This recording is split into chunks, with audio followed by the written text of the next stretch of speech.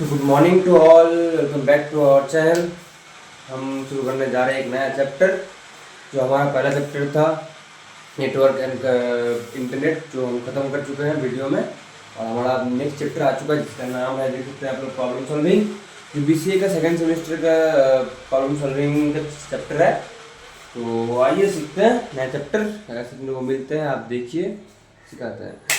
तो हम लोग को जो पहले डेफिनेशन है कि प्रॉब्लम सॉल्विंग का डेफिनेशन क्या है, कि क्या प्रॉब्लम सॉल्विंग है क्या। प्रॉब्लम सॉल्विंग तो आप लोगों को पता है कि क्या है, कि एक प्रॉब्लम प्रॉब्लम कहीं भी आ सकता है। लाइफ में प्रॉब्लम आ सकता है, कुछ करने जाओ वहाँ पे प्रॉब्लम आ सकता है। तो हम लोग यहाँ पे बात करेंगे जब हम कोडिंग करते हैं। कोडिंग के वक्त प्रॉब्लम आता है जो हम लोग को सॉल्विंग करना पड़ता है। तो इसी कोडिंग को सॉल्व करने के लिए हम जो प्रॉब्लम आएगा उसके सॉल्विंग की बात करेंगे हम यहाँ पे। तो डिफिनेशन तो वो आप समझे। तो हम लोग को यहाँ पे धीरे धीरे सब कुछ करना पड़ेगा। तो हम लोग को प्रॉब्लम सॉल्विंग के लिए एक एक काउंट वाइज करना पड़ेगा। तो पहले हम लोग को करना पड़ेगा कि प्रॉब्लम एंटीसिपेशन।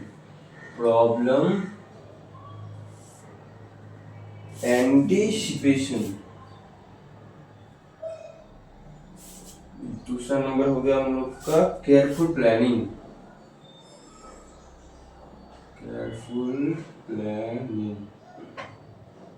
तीसरा हो गया प्रॉपर थॉट प्रोसेस।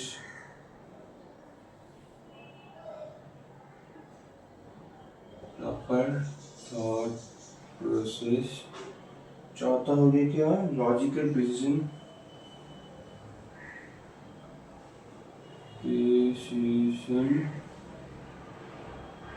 पांचवा हो गया प्रॉब्लम एनालिसिस।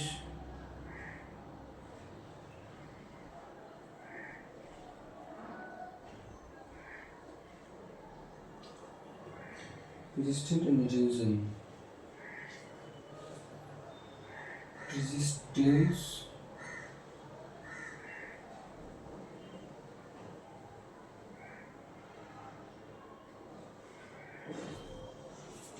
यहाँ पे 6 पॉइंट आ गया प्रॉब्लम सॉल्विंग का, कि हम कैसे प्रॉब्लम सॉल्व कर सकते हैं। How can we solve a problem. So देखिए आप लोग, पहले आता है क्या, प्रॉब्लम एंटीसिपेशन।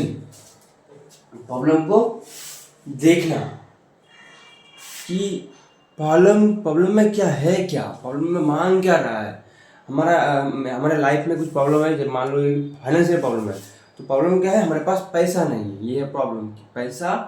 पैसे का कमी है हमारे पास, ये प्रॉब्लम है। प्रॉब्लम को बोले एंटीसिपेशन करो, देखो, केयरफुल प्लानिंग।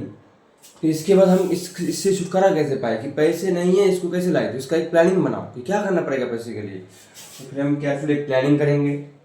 फिर प्रॉपर थॉट प्रोसेस उसको लेकर सोचेंगे कि कैसे जो प्लान किया उसको कैसे एग्जीक्यूट करेंगे। उसको लेकर सोचेंगे प्रॉब्लम क्या था, इसको हम अब सॉल्व करना पड़ेगा। इसके लिए हमको एक प्लानिंग करना पड़ेगा। फिर उसको सोचना पड़ेगा कि कैसे हम इस प्लानिंग को वर्क करें प्लान को सोचना पड़ेगा।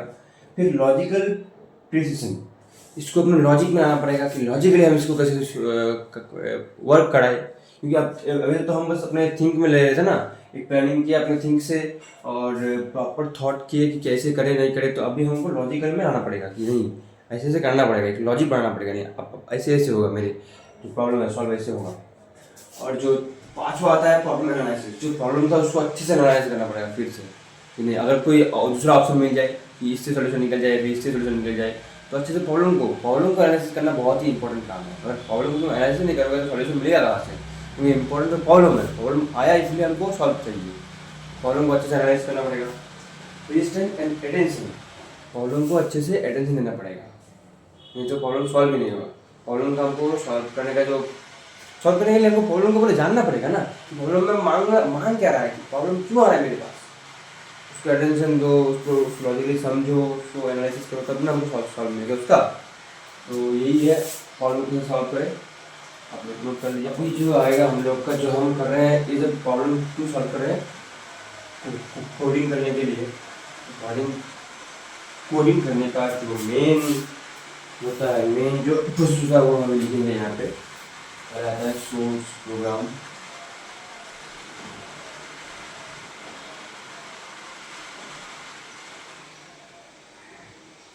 उसके बाद आएगा हमारा कंप्यूटर सिस्टम।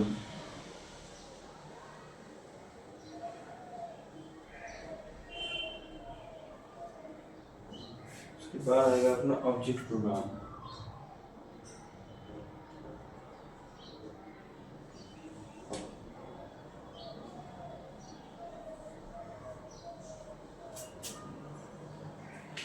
तो हम लोग जब कोडिंग करेंगे तब होगा हमारा एक सोर्स प्रोग्राम, जिसपे हम अपना कोडिंग लिखेंगे, अपना हाई लेवल लैंग्वेज जो हम लोग को आता है, जो कंप्यूटर को नहीं आता, वो हाई लेवल लैंग्वेज हमारा होगा सोर्स प्रोग्राम, जो हम कंप्यूटर को देंगे, कंप्यूटर सिस्टम को देंगे।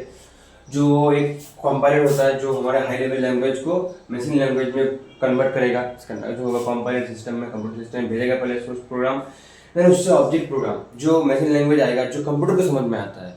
तो क्या हुआ, हम पहले सोर्स प्रोग्राम के लाइक सोर्स प्रोग्राम से अपना एक हाई लेवल लैंग्वेज जो हम लोग को आता है वो सेट करने कंप्यूटर सिस्टम से, यहाँ से कंपाइलर से कंपाइल होके जाएगा कंप्यूटर में, जो ऑब्जेक्ट प्रोग्राम के हिसाब से इसका नाम जो होगा मशीन लैंग्वेज, जो बस मशीन को समझ में आएगा। तो इससे हमको रिजल्ट मिलेगा।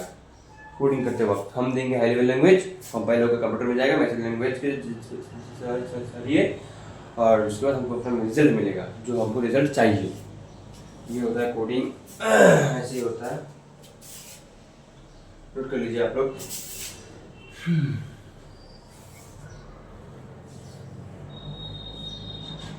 अभी भी वही आप लोग देख सकते हैं, नेक्स्ट चैप्टर आया है जो प्रॉब्लम सॉल्विंग का होता है, कि प्रॉब्लम सॉल्विंग टेक्निक्स, कैसे प्रॉब्लम को सॉल्व करें। मैंने पहले बोल दिया, अभी वही है। यहाँ थोड़ा डेफिनेशन में है, मैं थोड़ा डिटेल में है। पहले प्रॉब्लम डेफिनेशन फेज, पहले प्रॉब्लम को डेफिनेट करो कि प्रॉब्लम क्या है हम लोग का। प्रॉब्लम को अच्छे से डेफिनेट किया कि प्रॉब्लम क्यों आ रहा है, क्या है, इससे सोल्यूशन बाद में मिलेंगे। पहले प्रॉब्लम के डेफिनेट करो, प्रॉब्लम क्या है, किस लिए आया है प्रॉब्लम, क्या मांग क्या रहा है प्रॉब्लम हमसे। तभी हम, ये तो लाइफ के प्रॉब्लम के मैं बारे में बोल रहा हूँ, लेकिन यहाँ पे जो किताब है ये तो कोडिंग के लिए है। तो कोडिंग के लिए हमको कोई प्रॉब्लम आ सकता है, उसको हमको सॉल्व करना पड़ेगा। तो उसके लिए पहले प्रॉब्लम को डिफाइन करना पड़ेगा। Then getting started on a problem, problem को देन समझ में आ गया कि प्रॉब्लम में क्या मांग रहा है, देन उसके ऊपर काम करना पड़ेगा, स्टार्ट करना पड़ेगा। देन उसके बाद मांगा था यूज ऑफ स्पेसिफिक एग्जाम्पल्स। अब प्रॉब्लम को सॉल्व करते वक्त जब हम देखेंगे प्रॉब्लम को, तो बहुत सारा एग्जाम्पल मिलेगा, बहुत सारा एग्जाम्पल मिलेगा कि हम इससे भी सॉल्व कर सकते हैं प्रॉब्लम, इस एग्जाम्पल से भी सॉल्व कर सकते हैं। कम से कम मान लीजिए ना, अभी आप मान लेंगे हम लोग लाइफ में प्रॉब्लम हुआ कि फाइनेंशियल प्रॉब्लम, हम कैसे सॉल्व करें। बहुत सारा सॉल्विंग प्रॉब्लम है कि काम करना पड़ेगा, जॉब, या फिर कोई किसी बच्चे को ट्यूशन पढ़ाना पड़ेगा, या फिर बिजनेस करना पड़ेगा। तो 3 ऑप्शन हो गया। इससे हमको एक कोई स्पेसिफिक प्रॉब्लम चूज करना पड़ेगा, सॉल्व जो है हमको एक सॉल्व चूज करना पड़ेगा जिससे हमारा आसान होगा। यहाँ पे वही दिया हुआ कि the use of specific examples, तो किसी स्पेसिफिक एग्जाम्पल का यूज़ करना पड़ेगा जो इजी हो और जो फास्ट हो कोडिंग के लिए। तो वो हम एग्जाम्पल यूज़ करेंगे जो फटाफट हमको अपना रिजल्ट दे दे। तो आएगा सिमिलरिटीज अमंग प्रॉब्लम्स। हम जब प्रॉब्लम को सॉल्व करेंगे तब देखेंगे हम लोग पहले ही प्रॉब्लम सॉल्व कर चुके हैं, तो उससे कुछ लेन देन है कि नहीं है ये वाला प्रॉब्लम में। जो पहले वाला का प्रॉब्लम था उससे हम सिमिलरिटीज देखेंगे, क्या क्या सिमिलरिटीज है, जैसे कि हम लोगों को सॉल्विंग करने में ईजी हो। तो हम हर एक प्रॉब्लम को सिमिलरिटीज देखेंगे, पहले वाले प्रॉब्लम के साथ इस वाले प्रॉब्लम का सिमिलरिटीज देखेंगे, जैसे कि हम लोगों का प्रॉब्लम सॉल्विंग करने का जो वर्क है वो थोड़ा ईजी हो जाए। Working backwards from the solution, जब हम सॉल्यूशन निकाल लेंगे तो उसके बाद हम स्टेप बाय स्टेप बैकवर्ड देखेंगे सॉल्यूशन का, कि सॉल्यूशन यहाँ पे था कि मान लो एक कोड का प्रॉब्लम है, हम उसका सॉल्व निकाले तो हम उसका बैकवर्ड देखेंगे, वो नीचे से ऊपर देखेंगे कि कुछ गलत तो नहीं है, कुछ हमने गलत तो नहीं लिख दिया, वो हम चेक करेंगे। अगर कुछ ज़्यादा लिख दिया तो उसको कम करेंगे, कुछ ज़्यादा जिसको ज़रूरत नहीं है उसको हम कम कर देंगे। वही है बोल रहा है इसके बाद जो आ रहा है, हाँ हो गया, यही था। तो पहला क्या था हम लोगों का, पहला था कि प्रॉब्लम को एनालाइज करना कि प्रॉब्लम क्या है, पहले समझो उसको, देन उस पर स्टार्ट करो अपना। प्रॉब्लम को समझ में आ गया, अब स्टार्ट करते हैं। उसके बाद का बहुत सारा एग्जाम्पल आएगा, मतलब सॉल्व करने का एग्जाम बहुत सारा आएगा। तो हम लोग को उसमें बस एक स्पेसिफिक प्रॉब्लम एग्जाम्पल ढूंढना पड़ेगा जिससे हमारा प्रॉब्लम जल्द से जल्द सॉल्व हो जाए।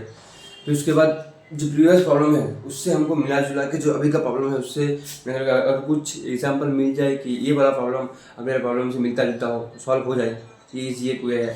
फिर इसके बाद प्रॉब्लम सॉल्व करने के बाद जो सॉल्व जब हो जाए तो उसको हम बैकवर्ड से देखेंगे, नीचे से देखेंगे कि अगर कहीं मैंने गलत तो नहीं कर दिया, कहीं एक तो वो लाइन ज़्यादा तो नहीं हो गया कोड में, कोड सोर्स में, वही देखेंगे। यही था ना, बहुत नींद आ चुका है मेरे को, आँख पूरा घुस चुका है मेरा। Design of algorithm,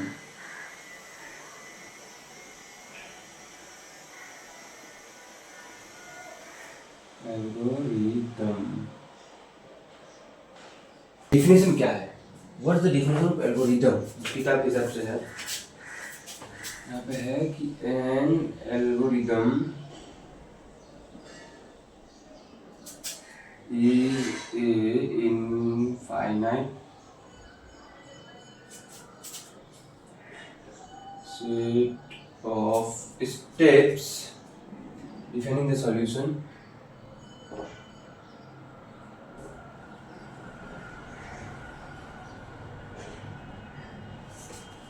of a particular problem, of a particular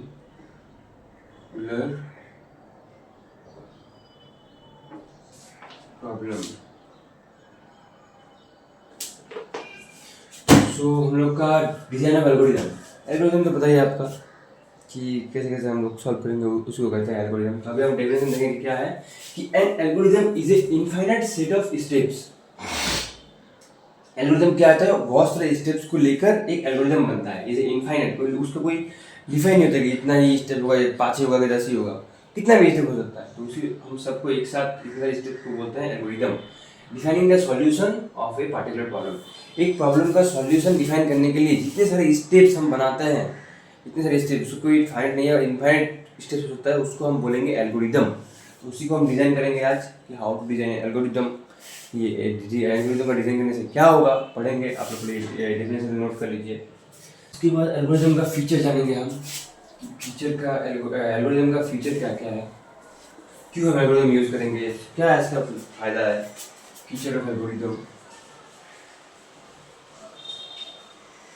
feature of algorithm. पहला फीचर है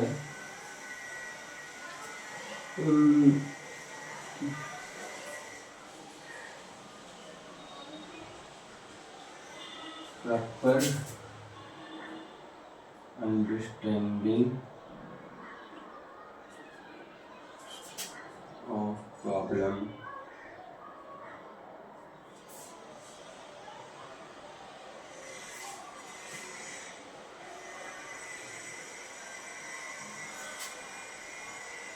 use of functions,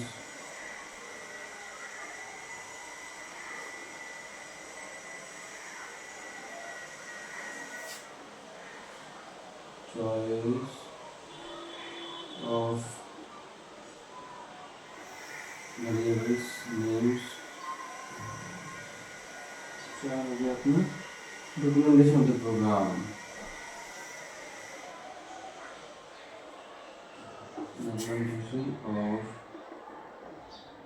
यार इंक का भी अलग ही, तो कुछ लिखो नहीं, इंक खत्म हो जाता है। तो एल्गोरिथम का फीचर, पहला फीचर है कि problem understanding of proper understanding of problem, कि एक प्रॉब्लम को हम कैसे प्रॉपर तरीके से अंडरस्टैंड करें कि प्रॉब्लम हमसे क्या मांग रहा है। तो इससे हमारा एल्गोरिथम का एक अच्छा फीचर पता चलता है कि हम प्रॉब्लम को कैसे अंडरस्टैंड करें, how to understand a problem. तो एल्गोरिथम, आप प्रॉब्लम कैसे अंडरस्टैंड करेंगे उसका एल्गोरिथम बना दिए कि आप, जैसे मेरा एग्जांपल था कि problem in financial in my life. तो पहले देखेंगे कि क्या प्रॉब्लम है। प्रॉब्लम है मेरा फाइनेंस का, मतलब कि पैसे का, कहाँ पे है, मेरे लाइफ का, लाइफ में क्यों है, क्योंकि मैं कुछ कमा नहीं रहा हूँ, तो इससे मेरा प्रॉब्लम आ रहा है। ये हुआ कि अंडरस्टैंडिंग ऑफ प्रॉब्लम, इसका मैं एल्गोरिथम बना दिया स्टेप बाय स्टेप क्यों क्यों हो रहा है, ये एक हो गया। यूज ऑफ फंक्शंस, बहुत सारे फंक्शन का, ये प्रॉब्लम तो हो गया हमारा problem, proper understanding of problem. ये होएगा कोड में, कोड करते वक्त हमारा क्या क्या प्रॉब्लम आएगा इसको हम अंडरस्टैंड करेंगे। उसको आएगा कोड में हमारा फंक्शन, जो हम यूज ऑफ फंक्शन, बहुत सारे फंक्शन होता है कोड में, तो बताएंगे हम आपको। कोड में फंक्शन होता है एक, जो आप कोडिंग करते वक्त जान जाएंगे। तो हमारा कोड को ईजी पढ़ने के लिए, कोड करते वक्त ईजी टू अंडरस्टैंड कि कोड में क्या बता रहा है, क्या क्या हमको करना पड़ेगा, उसके लिए हमको फंक्शन का यूज़ करना पड़ेगा। कि अच्छे से हम पढ़ सके कोड को, हम जिसको देंगे वैसे वो भी अच्छे से पढ़ सके, इसलिए फंक्शन का यूज़ होता है कोड में। इससे एल्गोरिदम में यूज़ करने के लिए हेल्प मिलता है, फीचर है एक। इसके बाद choice of variable names, code में वेरिएबल्स भी होगा कि हम किसी को डिसाइड करेंगे ये इस वेरिएबल में ये वाला नाम होगा, तो कोडिंग में वेरिएबल भी आता है जो हमको हर एक अलग अलग नेम चूज करना पड़ेगा वेरिएबल का, जैसे कि रीड करने में आसान हो कोड को। तो एल्गोरिदम में ये एक फीचर आता है, कोड में अलग अलग वेरिएबल नेम यूज़ करेंगे, किसी का सेम ना हो, अलग अलग नेम वेरिएबल अलग अलग नेम हो तो रीड करने में आसान होगा कोड, इसीलिए। डॉक्यूमेंटेशन ऑफ द प्रोग्राम, जब कोडिंग कंप्लीट हो जाए प्रोग्राम का एक डॉक्यूमेंटेशन करके रखना प्रॉपर तरीके से, कोई ऐसे गलती ना हो, सब कुछ ठीक करके प्रॉब्लम पूरा का पूरा सॉल्व निकाल के उसका डॉक्यूमेंटेशन करके रख देना कि सामने वाले का किसी को अगर हम दे तो उसको यूज़ करने में आसान हो वो डॉक्यूमेंट, कोड का डॉक्यूमेंट। सो इसका एक एल्गोरिदम होता है, फीचर एल्गोरिदम, कि हम डॉक्यूमेंटेशन कर सकते हैं एल्गोरिदम के सहारे। ये हुआ, आप नोट कर लीजिए पूरा criteria followed by N algorithm.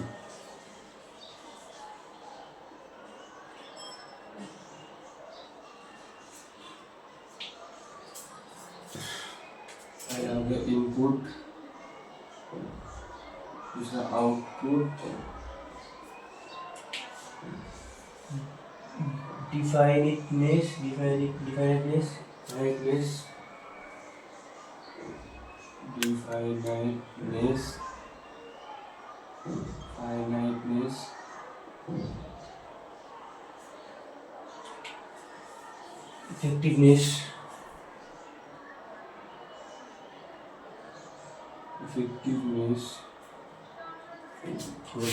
क्या है इनपुट। हमको कोड जब करते हैं इनपुट नहीं देंगे तो आउटपुट नहीं मिलेगा, तो हमको कुछ इनपुट करना पड़ेगा। तो इनपुट हम जीरो भी कर सकते हैं, इनपुट जीरो से लेकर हम कुछ भी कर सकते हैं इनपुट, कि जैसे हमको आउटपुट मिल जाए। लेकिन आउटपुट जो है जीरो नहीं दे सकते, कम से कम 1 देना पड़ेगा मिनिमम, एटलीस्ट लिखा हुआ है at least 1 result is to be produced. जो आउटपुट आएगा हमारा जीरो का भी आउटपुट नहीं आएगा, 1 तो कम से कम आएगा, मिनिमम 1 आएगा। इनपुट हम जीरो दे सकते हैं, more value to be supplied, but तो होता है डिफाइंड नेटनेस। तो इनपुट आपको समझ में आएगा कि इनपुट हम लोग जीरो भी दे सकते हैं आउटपुट के लिए, लेकिन आउटपुट हमेशा 1 आएगा, 1 से कम नहीं आएगा, मतलब जीरो कभी नहीं आएगा, 1 तो आएगा मिनिमम। डिफाइनेटनेस क्या है, डिफाइनेटनेस, हमको हर एक स्टेप अच्छे से डिफाइन करना पड़ेगा कि समझ में आए कोड, अच्छे जब हम पढ़े कोड को अच्छे से समझ में आए, अच्छे से डिफाइन किया हुआ रहे। यही है इसका क्राइटेरिया कि अच्छे से डिफाइन किया हुआ रहे कोड, जिससे must be clear and unambiguous. फाइनेटनेस,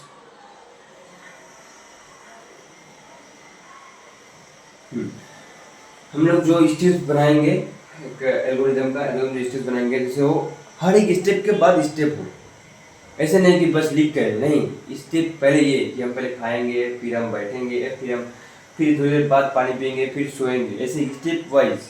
ऐसे यही बोल रहे हैं फाइनेट नहीं, अच्छे से स्टेप वाइज एक एल्गोरिदम बनाओ, कोड बनाओ, जैसे हम समझ सके।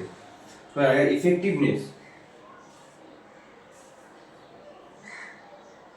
इफेक्टिवनेस हुआ कि हर एक स्टेप में जो भी जरूरत होता है स्टेप के लिए वो आपको देना पड़ेगा। जैसे आप कोडिंग करते वक्त आप देखेंगे कि बहुत सारे लैंग्वेज जैसे सी हो गया, C++ हो गया, जावा हो गया, स्टेप के बाद एक सेमीकोलन देना पड़ता है, वो होता है एक स्टेप का एंडिंग, कि अगर सेमीकोलन नहीं दोगे तो वो स्टेप बंद नहीं होगा। तो इसी का मतलब होता है इफेक्टिवनेस, कि हर एक स्टेप को हमको ध्यान से क्लोज करना पड़ेगा, हम स्टेप को आराम से देखना पड़ेगा कि सही है कि नहीं है, अच्छे से जांच करके देख के तब सब स्टेप हमको एक डॉक्यूमेंट में सेव करना पड़ेगा, जो कि हम लोगों के लिए यूजेबल होगा। आप लोग ये भी नोट कर लीजिए। फिर आता है नेक्स्ट पॉइंट में कि एक एल्गोरिदम को एनालाइज करना। क्या है analysis of algorithm? Analysis of algorithm efficiency, ये एल्गोरिदम को एनालाइज करना, इसकी एफिशिएंसी जरूरत के हिसाब से।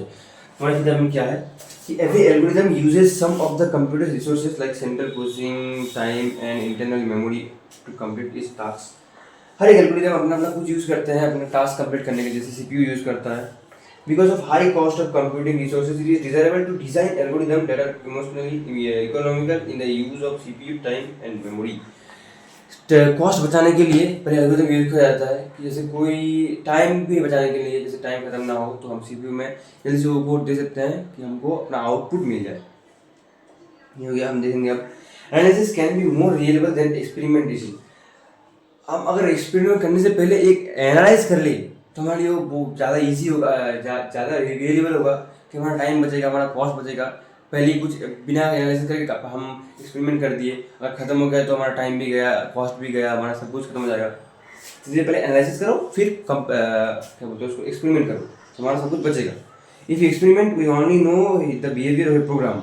हाँ वही है कि अगर हम एक्सपेरिमेंट करेंगे तो हम बिहेवियर जानेंगे, हम बस बिहेवियर जानेंगे कि इस प्रोग्राम का बिहेवियर क्या है, क्या आउटपुट है, मतलब कहना क्या जाता है, लेकिन हम समझ नहीं पाएंगे प्रॉब्लम क्या था। उसको एनालिसिस करेंगे फिर हम एक्सपेरिमेंट करेंगे। दूसरा, it helps one choose among different solution to problems.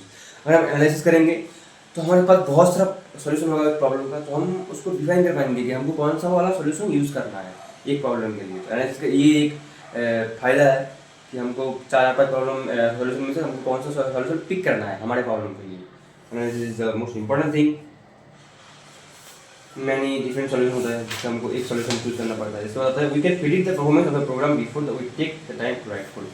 तो ये है कि हम एक कोड लिखे, उसको हम दिए कि हमको इससे आउटपुट हो। अगर हम एनालिसिस कर ले प्रॉब्लम को या फिर जो उसके बाद सॉल्यूशन आएगा उसको अगर हम एनालिसिस कर ले तो हमको पहले से पता होगा कि हमको क्या आउटपुट मिलने वाला है।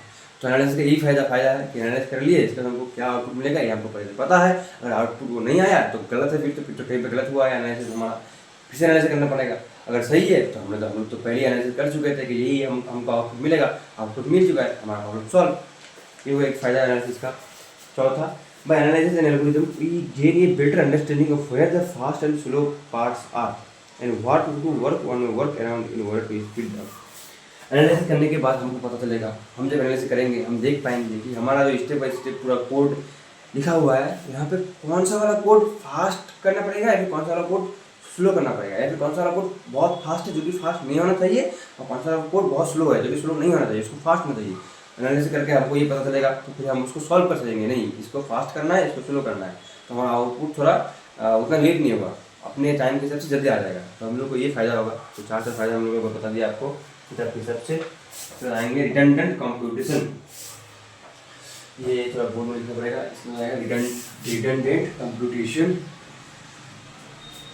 क्या है रिडंडेंट कंप्यूटेशन?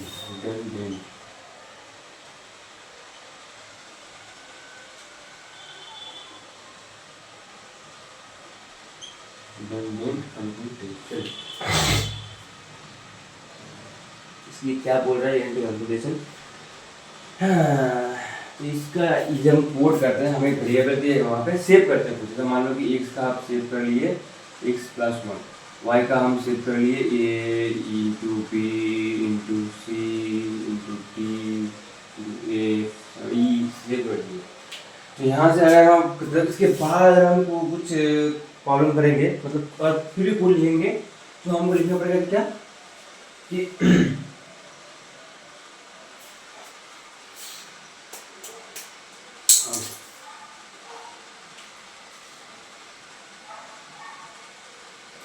रिडंडेंट का यही मतलब होता है कि यहाँ हम अगर उस वेरिएबल करने के बाद जब हम इसका फिर भी दोबारा यूज़ करेंगे तो वहाँ पे हमको पूरा लिखना पड़ेगा कि y ये था, x ये था, पूरा लिखना पड़ेगा। तो मेरा टाइम भी वेस्ट जाएगा और एक ज़्यादा स्टेप भी हो जाएगा। लेकिन इसके पहले अगर हम रिडंडेंट मतलब क्या, एक कोड को कम करना, मतलब कुछ ज़्यादा है उसको कम करना, उसको शॉर्ट करना, कुछ लॉन्ग है उसको शॉर्ट करना। रिडंडेंट का मतलब रिडंडेंट कंप्यूटेशन जो किया हुआ है उसको शॉर्ट करना। तो हम इसको ऐसे लिख के दोबारा क्यों यूज़ करें कि हमको फिर लिखना पड़ेगा। तो हम इसको कर देंगे क्या, ये पूरा वाला है इसको हम पूरा कर देंगे z मान ले, z तो नहीं, हम इसका मान लें ये हो गया r equal to y equal to ये जो है ये into p into c into t into j e. हम जब भी यूज़ करेंगे ये कुछ नहीं यूज़ करेंगे, सीधा आर यूज़ कर लेंगे, मतलब ये पूरा आ गया। आर का मतलब वाई का मतलब ये, हम पूरा आर यूज़ कर लिए। जब भी हमको दोबारा यूज़ करना पड़ेगा हम बस आर का यूज़ कर लेंगे। रिडंडेंट मतलब कुछ जो बड़ा वाला है उसको सीधा शॉर्ट कर दिए, और जब भी यूज़ करना पड़ेगा किसी भी काम के लिए हमको हम बस आर यूज़ करेंगे तो ये पूरा वाला कम इसका फॉर्म है, मतलब इसका क्या बोलते हैं उसको, इसका वैल्यू है वो आ जाएगा, बस आर यूज करने से। रिफरेंसिंग एरे एलिमेंट्स, एरे भी आप जब कोड कोड करेंगे पता चलेगा, सी है फिर कुछ भी आप लोग कोड करेंगे, एरे का यूज करना पड़ता है कि एरे जैसे हो गया एक लिखे इंट एरे, उसके अंदर 1 2 3 4 नंबर आ गया, उस एरे में हो गया, आपको कौन सा यूज़ करना पड़ेगा वो वहाँ पे दिखाएगा। फिर उसका इनफिशिएंसी ड्यू टू लेट टर्मिनेशन, अब टर्मिनेशन कभी कभी लेट भी होता है, उसका हमको इनफिशिएंसी होगा, कभी कभी जल्दी भी होता है। Early detection of desired output condition, जो आएगा आउटपुट हम पहले से डिजाइन कर चुके हैं कि ये हमारा आएगा, early detection of desired output. Trading storage for efficient gains, अगर कुछ ज़्यादा उसको स्टोरेज चाहिए गेन करने के लिए, हमको उसको ज़्यादा ये स्टोरेज देना पड़ेगा, ये हो गया। इसका रहेगा एनालिसिस ऑफ एल्गोरिथम कंप्लीटली,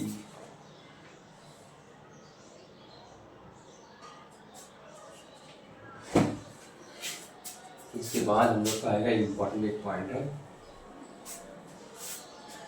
कि analysis of algorithm complete complexity, analysis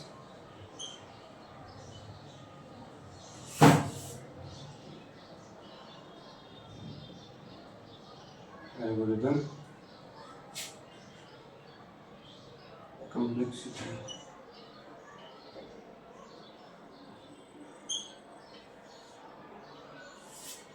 पहला आएगा इजीली मॉडिफाइबल, इजीली मॉडिफाइबल, ये हम यहाँ क्या बोल रहा है कि एनालिसिस ऑफ एल्गोरिथम कॉम्प्लेक्सिटी, कि एल्गोरिथम में क्या क्या कॉम्प्लेक्सिटी है वो हम एनालिसिस करेंगे। तो हम क्या करेंगे, एनालिसिस करने के बाद हम इजीली मॉडिफाई कर सकेंगे, अगर मेरा स्टेज ज़्यादा हो गया या फिर कोई कहीं पे गलत हो गया, कुछ भी हो गया, तो हम उसको इजीली मॉडिफाई कर सकेंगे। एल्गोरिथम में कोई कॉम्प्लेक्सिटी नहीं है, आसान से हम उसको मॉडिफाई कर पाएंगे। दूसरा हो गया क्या, दूसरा हो गया they are easy general and powerful, they are easy general and powerful, मतलब क्या, ये लोग जो जब हम स्टेप बनाते हैं एल्गोरिथम का, इजी होता है पढ़ने के लिए, क्योंकि हम स्टेप बाई स्टेप सब कुछ देके बनाते हैं, पढ़ने के लिए इजी होता है, जनरल भी होता है और का प्रॉब्लम सॉल्व करने के लिए पावरफुल भी होता है। तो they are correct for clearly defined solution, they are correct for clearly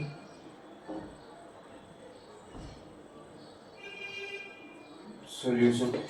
एक प्रॉब्लम का सॉल्यूशन निकालने के लिए ये वाला स्टेप करेक्ट होता है। हम लोग पूरा एनालिसिस कर लिए, पूरा स्टेप लिख लिए, पूरा एल्गोरिथम बना दिया उसका, तो वो तो करेक्ट होगा ही। They are correct for clearly defined solution. आप सॉल्यूशन बनाने के लिए हमारा अगर 5 सॉल्यूशन में आ जाए तो उससे हम एक ही सॉल्यूशन को पिक करेंगे, सॉल्यूशन निकालने के लिए एक करेक्ट वे हो गया हमारा। तो हो जाएगा रिक्वायर लेस कंप्यूटर टाइम, क्या लिखेंगे आपको किताब में लिखा, आप लिख लेना।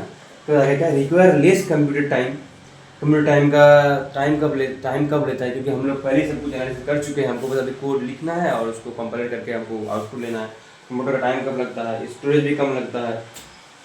दे are not dependable on being run on a particular computer. Algorithm जो हम एल्गोरिथम बनाएंगे, जो कोड का हम एल्गोरिथम बनाएंगे, वो बस एक पार्टिकुलर कंप्यूटर के ऊपर रन करने के लिए नहीं होता, हर एक कंप्यूटर में रन किया जाए ऐसे हम अपना कोड बनाएंगे। कोड बनाएंगे क्या, वैसे ही होता है, एक कोड बनाएंगे तो वो हर एक कंप्यूटर में रन करेगा, ऐसा नहीं कि बस एक पर्टिकुलर कंप्यूटर में रन करेगा, हर एक कंप्यूटर में रन करेगा। Solution is pleasing and satisfying to its designer and user. हम ऐसा ही एल्गोरिथम बनाएंगे, जो एनालिसिस करके एल्गोरिथम बनाएंगे जो हर एक यूजर के लिए यूज़ करना ईजी हो एंड सेटिस्फाइंग हो, जो यूजर यूज़ करे उसको अपना आउटपुट डिजायर्ड जो आउटपुट है वो मिल जाए, ऐसे हम बनाएंगे। They are able to use a sub procedure for other problems. हम ऐसे एनालिसिस करेंगे, हम जो नेक्स्ट प्रॉब्लम भी आए उसको हम आराम से सॉल्व कर सकेंगे इसको देख के, अगर सेम प्रॉब्लम आए ऐसे भी।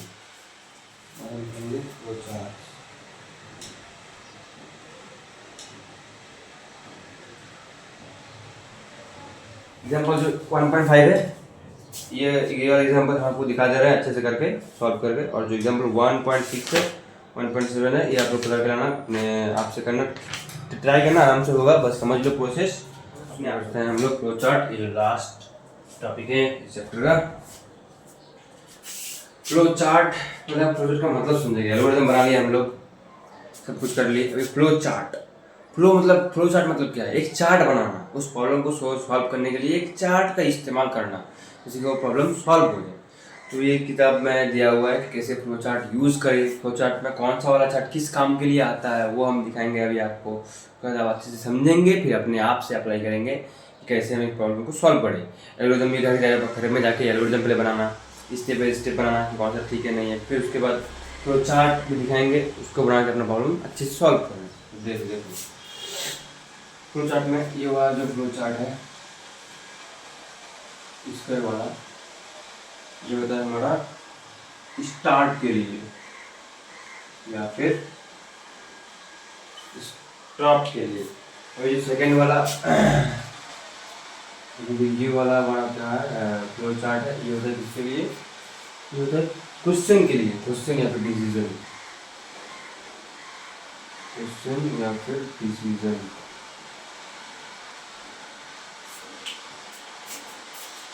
जो नेक्स्ट वाला फ्लो चार्ट है वो ये वाला है, जो कि इनपुट या फिर आउटपुट के लिए होता है, इनपुट या फिर आउटपुट के लिए।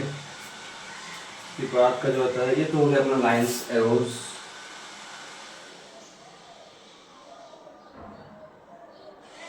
एरोज।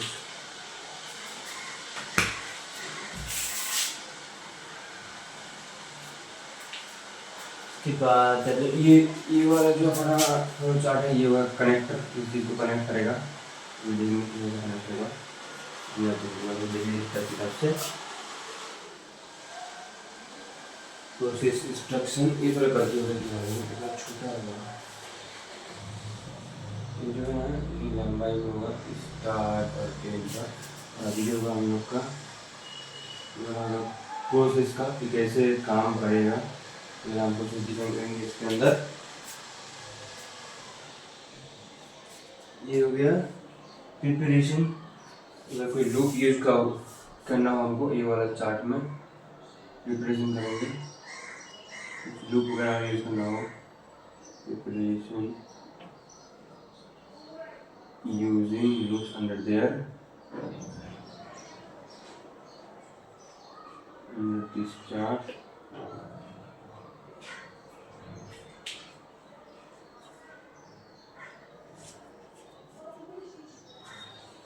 और जो ये वाला होगा हम लोग को ये एक्सप्लेनेशन करेंगे, कमेंट्स एक्सप्लेनेशन। ये वाला नोट डाउन कर लीजिए।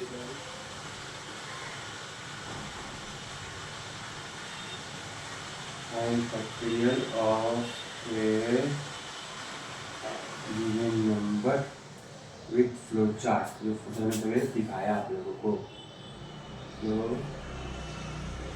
चार्ट। पहले हमारा स्टार्ट करना पड़ेगा, क्या था हम लोग का फ्लो चार्ट, ये वाला था, ये वाला जैसे करेंगे स्टार्ट,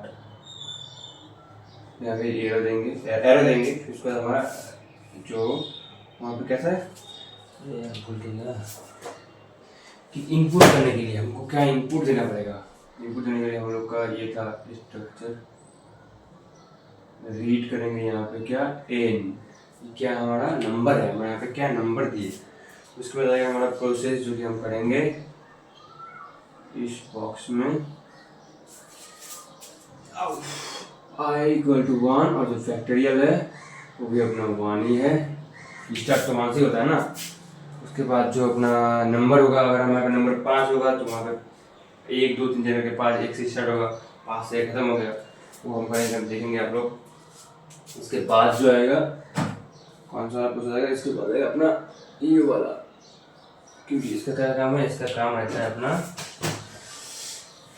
क्वेश्चन करना कि क्या क्वेश्चन क्या है। यहाँ पे अपना क्वेश्चन हो जाएगा is i greater than less than equal to n, क्या आई के less than equal to n है।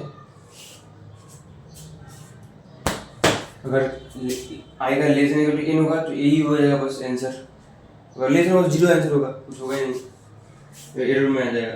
नो हो तो प्रिंट फैक्ट, जो फैक्टोरियल है वही प्रिंट हो जाएगा और कुछ होगा नहीं, और ज़्यादा होगा तो फिर उसका प्लस होगा। फैक्टोरियल मतलब क्या होता है, फैक्टोरियल का मतलब है अगर हम 5 का फैक्टोरियल निकालें तो हो जाएगा 5 plus into 4 into 3 into 2 into 1, ये हो गया 5 का फैक्टोरियल। अगर यहाँ पे अगर 0 दे दिया हम तो आई 0 से नहीं सॉरी क्या पड़ रहा है, अगर आई 0 से छोटा, आई छोटा होगा ये छोटा होगा, अगर 5 होगा तो छोटा होगा, अगर ये नहीं होगा छोटा नहीं होगा तो फिर मतलब छोटा नहीं होगा मतलब क्या है, इनका वैल्यू हो गया 0 हो गया। अगर 1 से छोटा नहीं होगा तो 0 होगा ना, इनका वैल्यू तभी तो 1 से छोटा नहीं होगा, आई से छोटा नहीं होगा, आई वैल्यू 1 है।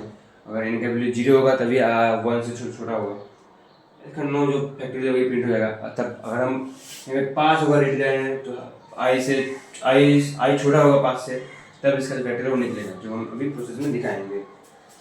तो अगर नो होगा, अगर मान लीजिए कि नो होगा, नो नहीं आई छोटा नहीं है, आई सॉरी कि आई छोटा नहीं है जो हम फैक्टोरियल करेंगे, आई वहाँ बड़ा है जो हम लेंगे, जो हम एक नंबर लेंगे, और आई बड़ा है तो हमको नंबर 1 से छोटा हमको 0 लेना पड़ेगा, तभी आई 0 से बड़ा होगा। तो नो होगा तो हम कुछ नहीं करना पड़ेगा, बस प्रिंट जो है हमको प्रिंट करना पड़ेगा फैक्टोरियल। और प्रिंट करने का हमारा आउटपुट देने के लिए ये होता है फ्लो चार्ट। इसके बाद क्या करना पड़ेगा, स्टॉप, जो हमारा स्टॉप वाला शब्द हो गया था ये वाला फ्लो चार्ट, तो रहेगा येस वाला फॉर्मूला। अगर येस हुआ तो ये सब क्या करना पड़ेगा,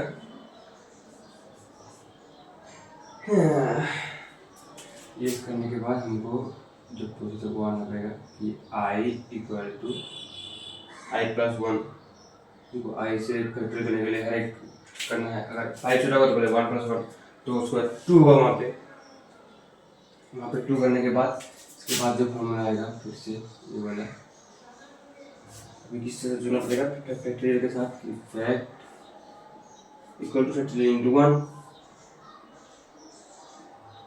इंटू 1। अब देखिए आई जो हम लोग को 1 था, पहले फैक्टोरियल निकालेंगे, अगर 5 हुआ नंबर पहले आई प्लस 1 करना पड़ेगा, 1 से जोड़ना पड़ेगा ना।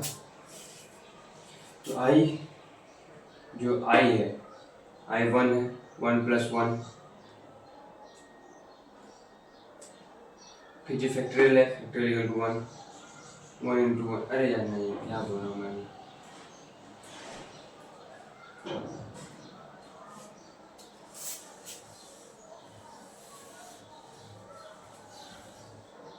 जो आई होगा उसको तो हम करेंगे स्टॉप ना, पूरा हो गया तो अभी कुछ नहीं करना, ये स्टॉप अभी जो आउटपुट आएगा वो आ जाएगा। ये हो गया प्रॉब्लम। अभी हम समझाते हैं आपको प्रॉपर तरीके से समझाते हैं कि आई यहाँ पे आई और फैक्टोरियल जो है 1 से कम नहीं होगा, और फैक्टोरियल 1 से कम नहीं होगा। तो हमारा रीड n है तो जो हमारा फैक्टोरियल नंबर है वो हमको 1 से कम नहीं लेना है, अगर कम हुआ तो प्रिंट फैक्टोरियल वही प्रिंट हो जाएगा, नो हो जाएगा। हमको ज़्यादा पड़ेगा तो हम लेंगे